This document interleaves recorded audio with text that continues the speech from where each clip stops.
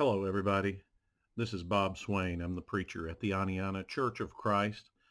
I appreciate you signing on and watching this little video. I'm going to try something a little bit different. For quite some time, I've had ideas and dreams of doing a podcast, but I have not had the venue to do it through. And so I thought I would share with you a podcast. I started writing podcasts about a year ago.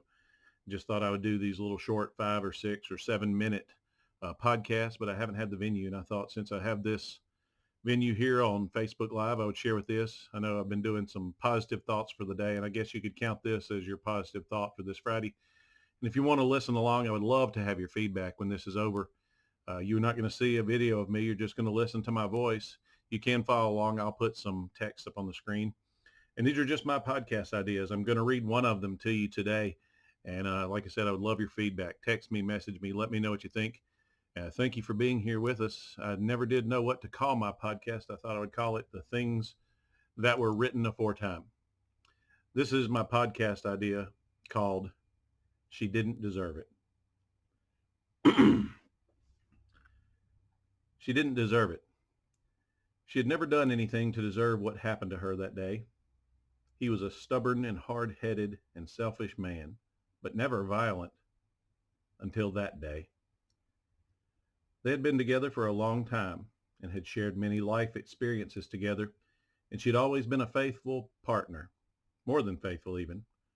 She had carried the load in the relationship and even been what some modern females today would scoff at and belittle. She had even been obedient. But that didn't matter, not that day. That day he just snapped. Stress at work had put a huge burden on him which she didn't know about because he never communicated with her, especially not about his work.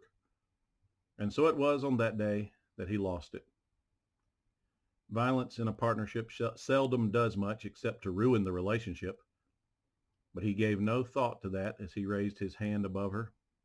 He was burdened with work and very unhappy with his circumstances.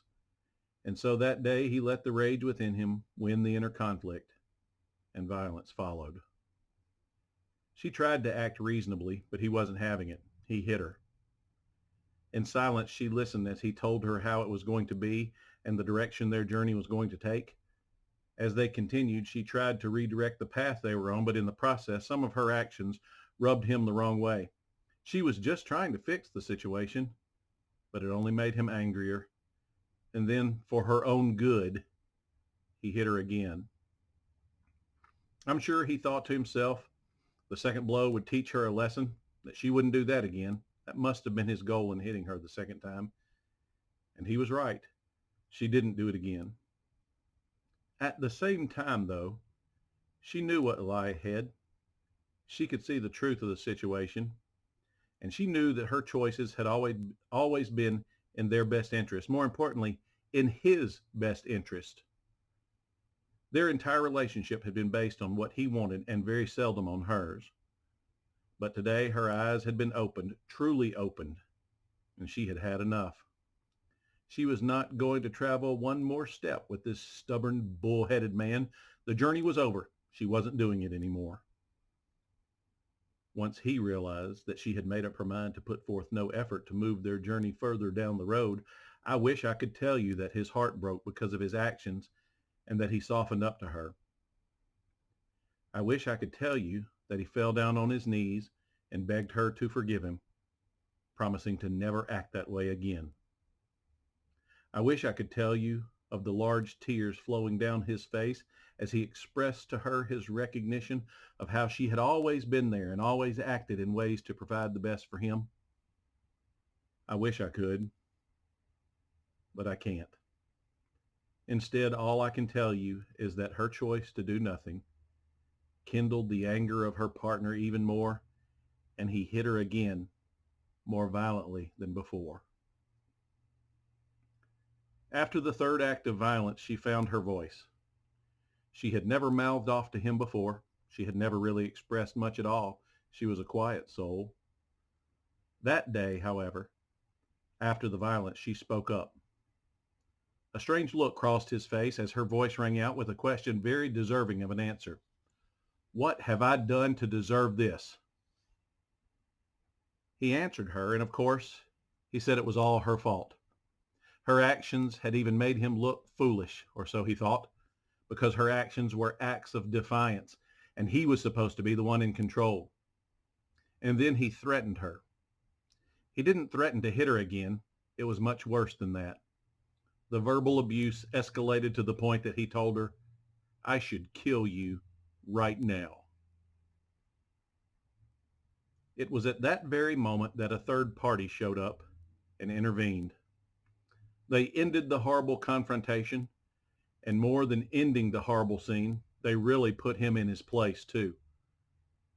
They had witnessed all that had happened and heard his horrible threat, and when they finished with him, he knew that he had been in the wrong and she was in the right. He knew that all the choices she had made had been in his best interest, and he did end up on his face after the third party showed up. The Bible says that the things that are written aforetime were written for our learning. And this story, her story, is recorded in Numbers chapter 22. In Numbers chapter 22, beginning in verse 22, the Bible says, "But God's anger was kindled because he went, and the angel of the Lord took his stand in the way as his adversary. Now when he was riding on the donkey, and his two servants were with him, and the donkey saw the angel of the Lord standing in the road with drawn sword in his hand, and the donkey turned aside out of the road and went into the field. And Balaam struck the donkey to turn her into the road. Then the angel of the Lord stood in a narrow path between the vineyards with a wall on either side. And when the donkey saw the angel of the Lord, she pushed against the wall and pressed Balaam's foot against the wall, so he struck her again. Then the angel of the Lord went ahead and stood in a narrow place where there was no way to turn either to the right or to the left. When the donkey saw the angel of the Lord, she lay down under Balaam. And Balaam's anger was kindled, and he struck the donkey with his staff. Then the Lord opened the mouth of the donkey, and she said to Balaam, "What have I done to you that you've struck me these 3 times?" And Balaam said to the donkey, "Because you have made a fool of me. I wish I had a sword in my hand, for then I would kill you." And the donkey said to Balaam, "Am I not your donkey on which you have ridden all your life long to this day? Is it my habit to treat you this way?" And he said, "No."